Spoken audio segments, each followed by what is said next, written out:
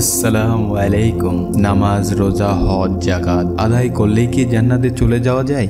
আমরা এমন মনে করলেও বিষয়টি মূলত এমন নয়। অথচ আরো কত শত কিছু আছে যেগুলোর মাধ্যমে সহজে জান্নাতে যাওয়া যায়, কিন্তু আমরা না জানার কারণে সেসব আমল করি না। উপরন্তু এছাড়া আরো কিছু বিষয় আছে যেগুলো আমরা খুব হালকা মনে করি, অথচ এই বিষয়গুলোই মানুষের জান্নাতে যেতে বড় বাধা হয়ে দাঁড়াবে। এবং এই বিষয়গুলোকে গুরুত্ব দিলে ইহকাল ও পরকালে সফলতা অর্জন করা যাবে। রাসূল সাল্লাল্লাহু আলাইহি সাল্লাম তার প্রিয় উম্মতকে এমন 4টি বিষয়ে সতর্ক করেছেন যেগুলো গুরুত্ব দিলে সেই উম্মত উভয় জাহানের সফলতা অর্জন করতে পারবে। 1. আমানত রক্ষা করা। বান্দার মধ্যে যার উপর আমার হক আছে তা আমানতের সঙ্গে আদায় করা। আমানতের ব্যাপারে কারো সঙ্গে প্রতারণা না করা, এটাকে হিফজু আমানাতিন বলা হয়েছে হাদিসে।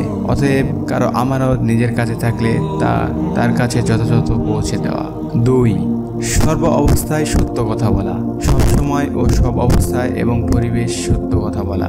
সর্বদা চেষ্টা করতে হবে যেন মুখ থেকে কোনো ধরনের মিথ্যা, অবান্তর এবং ধোঁকাবাজির কথা বের না হয়। হাদিসে এটাকে সিদক হাদিস বলা হয়েছে। 3.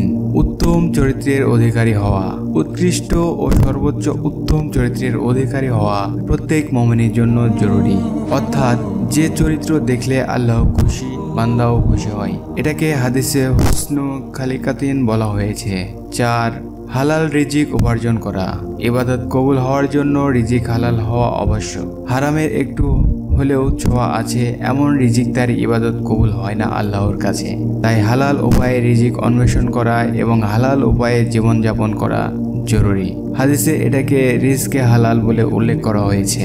হাদিসে আল্লাহর রাসূল সাল্লাল্লাহু আলাইহি সাল্লাম বলেন, আমার উম্মত যদি আমার থেকে এই 4টি জিনিস নিতে পারে তাহলে দুনিয়া ও আখিরাতে তার হাতের মুঠোয় চলে আসবে। মুসনাদে আহমদ হাদিস। সুবহানাল্লাহ, একটা মানুষের এর চেয়ে বড় প্রাপ্তি আর কি হতে পারে যে দুনিয়া আখিরাত দুটি হাতের মুঠোয় পেয়ে যাবে।